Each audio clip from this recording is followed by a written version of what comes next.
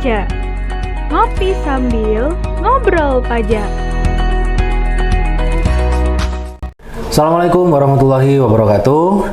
Shalom, Om Swastiastu, Namo Buddhaya, salam kebajikan Rahayu. Ketemu lagi kita di Pijak, ngopi sambil ngobrol pajak. Dan ini adalah episode pertama di tahun 2024, di mana kita akan membawa banyak konsep-konsep baru tentunya di semua konten kita di kanal YouTube Cipta Sarana Cendekia. Nah, sebagai konten awalan di tahun 2024, saya ingin bahas salah satu isu yang mungkin masih sampai sekarang menarik dibahas karena memang secara efektif peraturannya itu mulai diterapkan di bulan Januari ini, dan ini sudah jadi pembahasan banyak pihak ya, mulai dari bulan Desember tahun 2023, apalagi semenjak keluarnya PP 58 tahun 2023. Ini luar biasa banget ketika kita ngomongin masalah PPh pasal 21, karena dampaknya pasti ada di banyak pihak ya, baik dia penerima penghasilan maupun pemberi penghasilan. Nah, hari ini saya akan didampingi sama Pak Agus. Sehat-sehat Pak Agus awal tahun? Alhamdulillah sehat, Mas Alwi. Oke, sudah persiapan ini? Setelah ini pasti high season sampai bulan April. Ya, betul. Karena ada banyak perubahan dan ada banyak penyesuaian juga ya. Betul. Jadi banyak hal yang harus diberikan kepada wajib pajak juga ini untuk bisa memenuhi kewajiban perpajakannya dengan baik. Ya.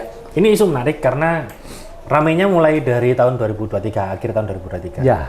Dimana mungkin teman-teman yang bekerja dan memperoleh penghasilan, yang mendengar atau yang membaca aturan-aturan tentang PPh pasal 21, maupun teman-teman yang memberi penghasilan, terutama bagian teks di dalam sebuah perusahaan juga pasti membutuhkan nih, apa sih yang sebenarnya ada di dalam PP 58 yang kemudian sekarang peraturan pelaksanaannya juga sudah keluar, PMK-nya sudah keluar, dan mulai Januari ini mereka sudah harus bersiap-siap. Ya. Gitu. Jadi sebenarnya di PPh pasal 21 ini yang melatar belakangnya apa sih Pak Agus? Sampai kemarin muncul PP 58, kemudian PMK-nya sudah keluar, ada tarif efektif, perubahan yang selama ini kumulatif menjadi tidak seperti itu. Ya. Apa mungkin dasarnya? Ya, menarik Mas Alwi kalau kita membahas tentang PPh pasal 21, PPh atas penghasilan dari pekerjaan jasa, ya. Ada dua pihak tadi, pemberi pekerjaan dan pemberi kerja, dan mereka yang bekerja yang menerima imbalan ya, dan yang terimbas ya. PPh 21 ini bagian dari Undang-Undang PPh kita, Undang-Undang nomor 36 tahun 2008 ya. Di pasal 21 dijelaskan bahwa sebetulnya tarifnya itu mengikuti pasal 17 kecuali diatur lain dalam peraturan pemerintah. Ya. Jadi bisa aja tarifnya ini menyimpang dari undang-undang tapi diatur dalam peraturan pemerintah. Itu sah-sah saja ya, karena pasalnya mengatakan seperti itu. Ya, selama ini perhitungan 21 itu memang ribet, Mas Alwi. Banyak jenisnya dan ini memerlukan waktu, dan kadang-kadang teman-teman yang profesinya ngajar pajak itu kadang-kadang materi PPh 21 itu satu semester sendiri. Karena banyak contohnya sampai di petunjuk pelaksananya itu banyak contoh-contoh ya. Ya, ini tentunya ini latar belakangnya ya kesederhanaan, ya, kepatuhan, dan memudahkan teman-teman di Fiskes untuk mengevaluasi, mereview kewajiban PPh 21 ini ya. Ya, ini menarik ya. Yang awalnya perhitungannya begitu ribet, jelimet, sekarang jadi lebih simpel ya, melalui PP aturan pemerintah nomor 58 tahun 2023 dan peraturan pelaksanaannya di PMK 168 tahun 2023. Ya, perubahan yang sangat mendasar, Mas Alwi. Kalau dulu kita menghitung setiap masa, setiap bulan ya, PPh 21 ini ya, sekali lagi ini yang kewajiban memotong adalah pemberi kerja atau pemberi penghasilan, yang kena pemotongan adalah umumnya adalah karyawan ya. Dulu setiap bulan ngitungnya memang agak rumit ya, ada PTKP dan lain sebagainya ya, ada pengurang lain sebagainya. Sekarang jadi simpel karena apa? Bruto. Ya. bruto, nanti ada tarif efektif atau TER bulanan ya. Ya. Dan ada juga untuk harian, ya. ada TER harian juga nanti. Jadi ada tarif efektif ya. Ini setiap masa nanti dihitung. Cuma nanti di akhir tahun harus dihitung ulang menggunakan mekanisme hitungan sesuai yang aturan yang lama dulu. Jadi ada pengurang dan lain sebagainya. Sehingga nanti akan dimungkinkan nanti di akhir tahun akan ada kemungkinan kurang, ada kemungkinan lebih. Ya. Jadi dengan TER ini prinsipnya kita harus menentukan dulu berapa penghasilan bruto yang diterimakan kepada karyawan. Nah, nanti dia akan masuk kategori TER mana? Ada 3 TER di sini, ada TER kelompok A, B, dan C. Dan masing-masing kelompok ini tarifnya banyak ya. Yang A itu kalau nggak salah ada 44 ya. 44 layer. 44 layer. Sedangkan yang B ada berapa? 40-an ya. 40, sedangkan yang C itu 41 kali total udah berapa tarif itu ya. Jadi banyak segini. 120-an tarif ya. Jadi nggak perlu dihafal, saya pikir ini ya, nanti kita lihat tabelnya aja. Dan di pengelompokan ABC ini dasarnya adalah PTKP. PTKP yang A itu PTKP TK 0 dan TK1 dan K0 ya. Dan K0 kawin tapi belum punya tanggungan ya. Itu kelompok untuk A, sedangkan yang B PTKP TK 2 terus K1 TK3 TK3 sama K2 itu kelompok TER yang B ini, sedangkan yang C untuk K3 ya. Jadi ada tabelnya, nanti teman-teman bisa lihat aja di sana, tinggal menyesuaikan ya berapa brutonya. Nah, untuk menentukan bruto ini masih menggunakan ketentuan yang lama. Yang disebut bruto itu adalah ya apa yang diterimakan kepada karyawan yang menjadi objek pemotongan IPh 21 ya. Gaji ya. Ada juga mungkin tunjangan ya. Ada juga nanti iuran BPJS ya. BPJS yang ditanggung oleh pemberi kerja. betul. Ya. Ada jaminan kecelakaan, kematian, pembiayaan kesehatan yang ditanggung oleh pemberi kerja, itu masuk elemen penghasilan bruto. Sehingga tinggal tentukan ini aja, nanti tinggal dilihat kelompok tadi apanya, status PTKP-nya dan kelompok tarifnya nanti berapa itu nanti ya. Tinggal menyesuaikan aja. Jadi lebih simpel seperti itu perhitungannya tiap bulan. Ya, sekali lagi nanti di akhir tahun kalau dihitung ulang menggunakan mekanisme yang biasanya, sehingga nanti di akhir tahun akan muncul kurang atau lebih.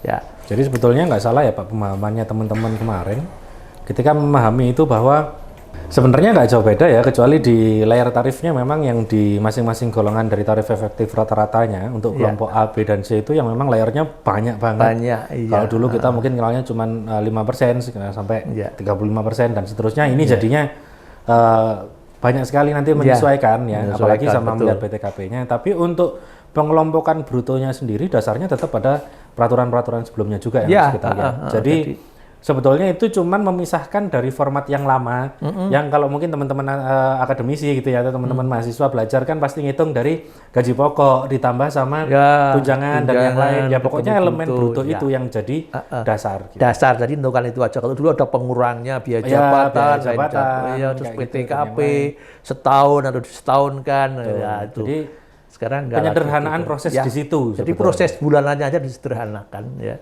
Tapi pada akhir tahun juga kita tetap bisa menentukan apakah ada kurang atau lebih bayarnya, karena dari setiap masa yang kita sampaikan tadi, yang kita laporkan tadi juga di akhir tahun kita hitung ulang tetap mengacu pada peraturan sebelumnya. Betul. Jadi itu simpel sebetulnya, Mas Alpi, lebih simpel, lebih saya yakin lebih terbantu ya teman-teman dari si pengusaha juga, teman-teman karyawan juga ya.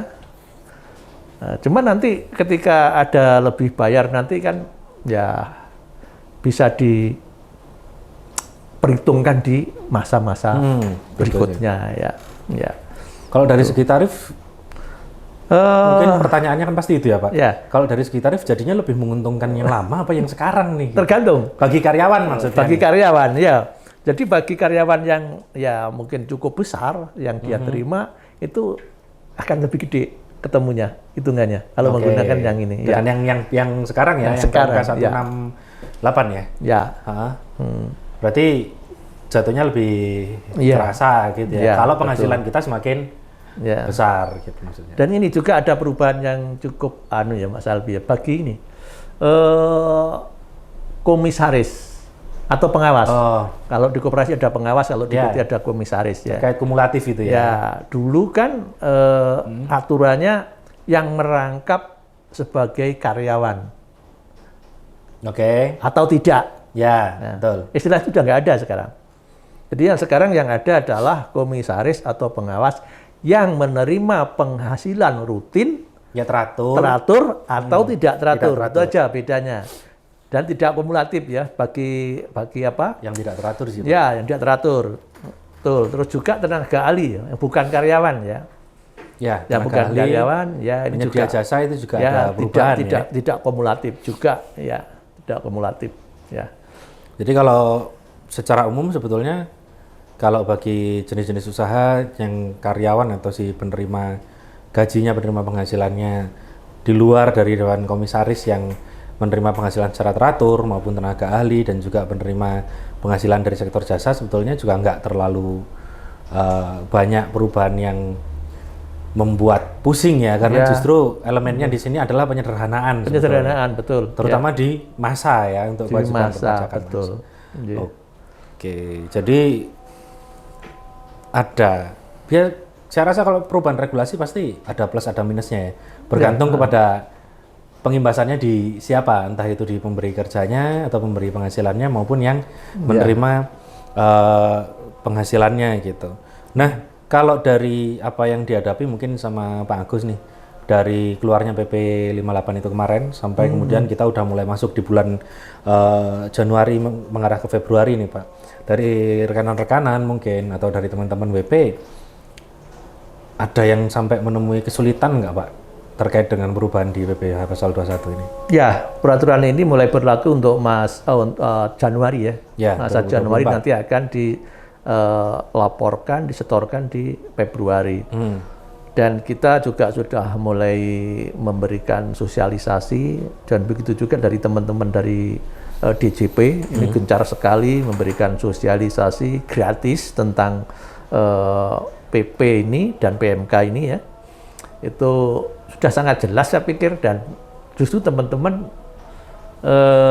dari sisi pemberi kerja ini ya merasa lebih sederhana, lebih simpel ya, nggak seperti yang dulu yang ribet ya apalagi kalau jumlah karyawannya masif gitu ya. Betul, terasa sekali memang kalau untuk di payroll biasanya di betul. HR gitu ya untuk bagian keuangan ya, lebih simpel Mas Alvin ya. Saya kira cukup sederhana sih sebetulnya aturan ini ya karena baru dan tadi banyaknya tarif tadi ya, nggak perlu dihafal sekali lagi tarifnya dilihat aja tabelnya ya, sudah ada di situ DPMK-nya, dan contoh-contohnya juga bisa diikuti dengan sangat mudah saya pikir. Jadi untuk menjelaskan DPH 21 ini khususnya di teman-teman yang di perguruan tinggi yang di akademisi ya, jadi nggak perlu mungkin memakan waktu yang cukup panjang ya, mungkin beberapa kali pertemuan saya pikir ya karena cukup sih bobotnya di situ sih. Kayak dulu katakanlah kita ngejar ke teman-teman mahasiswa itu atau menyampaikan materi PPH Pasal 21, memang untuk yang di pegawai tetapnya aja itu kan makan waktu bisa beberapa pertemuan ya, untuk kita mendefinisikan dari masing-masing komponen penghitungan PPH Pasal 21 sampai apa itu pengurang, kenapa itu jadi pengurang, mana yang boleh nggak bolehnya. Kemudian belum kalau sudah kena ke pegawai tidak tetap, bukan pegawai gitu. Pegawai tetap yang mulai bekerja di tahun berjalan. Ya, betul. Gitu. Ini kayaknya jadi lebih sederhana lebih sederhana, lebih simpel. Pokoknya nanti tahapannya adalah ke bruto. Iya, brutonya atau aja. Kalau tidak tetap ya 50% dari bruto. Dari bruto baru dikalikan. Ya. Jadi sebetulnya ya memang bisa dibilang fokus utamanya salah satunya ada di penyederhanaan. Penyederhanaan, betul. Sama memudahkan kontrol dari teman-teman di DJP. Ya. Jadi mungkin sebagai closing, karena ini kita di bulan Januari nih Pak 2024, dan ini kita mungkin udah mulai start ya, terutama terkait dengan aturan di PPH Pasal 21 ini, mungkin bagus bisa sampaikan ke teman-teman viewer kita apa sih yang perlu disiapkan dan bagaimana cara menyikapinya dengan baik. Ya, peraturan ini sudah mulai berlaku tahun 2024, mulai bulan Januari ini ya. Ya tentunya ya harus jangan sampai ada yang ketinggalan informasi. Ya, cukup simple aturan ini, ya lebih mudah dipahami, lebih sederhana. Ya, saya pikir nggak ada kesulitan ya. Ya, saya kira itu aja Mas Alfi ya. Oke, jadi mungkin itu secara singkat aja terkait dengan perubahan di PPh pasal 21 di pijak kita episode kali ini. Buat teman-teman mungkin yang ingin lebih mendalami lagi terkait dengan perubahan peraturan dan juga teknis petunjuk pelaksanaan dari PMK 168 ya, dari PPh pasal 21 ini, mungkin teman-teman bisa kontak langsung ke semua media sosial dari Cipta Sarana Cendekia, dan teman-teman bisa juga mendapatkan pelatihan brevet dan juga pelatihan perpajakan maupun akuntansi secara khusus di Cipta Sarana Cendekia. Sebagai simpulan, jadi perubahan di PPh pasal 21 ini memang bentuknya adalah mempermudah, yaitu penyederhanaan, di mana mungkin yang selama ini dari aspek perhitungan PPh pasal 21 itu cukup panjang prosesnya, jadi sekarang disederhanakan. Seperti tadi yang disampaikan oleh Pak Agus, bahwa di pegawai tetap sekarang dasarnya kita mengacu kepada bruto penghasilannya, dengan komponen dan elemen bruto mengacu pada peraturan atau undang-undang sebelumnya, dan di situ dibagi menjadi 3 kelompok, yaitu kelompok A, B, dan C, sesuai dengan kelompok PTKP masing-masing. Di situ tarifnya sangat banyak, jadi ada sekitar 120 layer tarif ya, 40 layer di masing-masing kelompok tadi, yang bisa teman-teman juga pelajari dan juga cari informasinya di Cipta Sarana Cendekia maupun di halaman internet manapun terkait dengan PPh pasal 21. Kemudian ada aturan-aturan tambahan mungkin teknis seperti yang bukan pegawai tadi, dan juga pemotongan PPh pasal 21 lain terkait dengan komisaris, jadi dewan komisaris tadi, kemudian zakat juga yang bisa masuk sebagai pengurang, jadi hal-hal baru seperti itu, dan itu sepertinya jadi salah satu informasi yang akan memudahkan kita ke depannya, dan juga informasi yang harus segera teman-teman sekalian persiapkan, terutama bagi rekan-rekan pemberi kerja, karena dari segi pemotongan dan pemungutan semuanya sudah disesuaikan, dan teman-teman harus segera menyesuaikan karena ini sudah berlaku efektif di bulan Januari 2024. Untuk topik-topik berikutnya dan untuk semua informasi tentang akuntansi dan perpajakan, teman-teman sekalian bisa akses ke semua sosial media platform dari Cipta Sarana Cendekia. Dan untuk informasi mengenai pelatihan brevet, pelatihan perpajakan, in-house training, dan juga pelatihan mengenai pendidikan vokasi, teman-teman cek di kontak admin kita di Cipta Sarana Cendekia. Ikuti terus informasinya, jangan sampai ketinggalan, karena akuntansi dan pajak merupakan hal yang tidak bisa kita pisahkan. Terima kasih Pak Agus, kita ketemu lagi teman-teman sekalian di pijak yang berikutnya. Wassalamualaikum warahmatullahi wabarakatuh. Pijak ngopi sambil ngobrol pajak.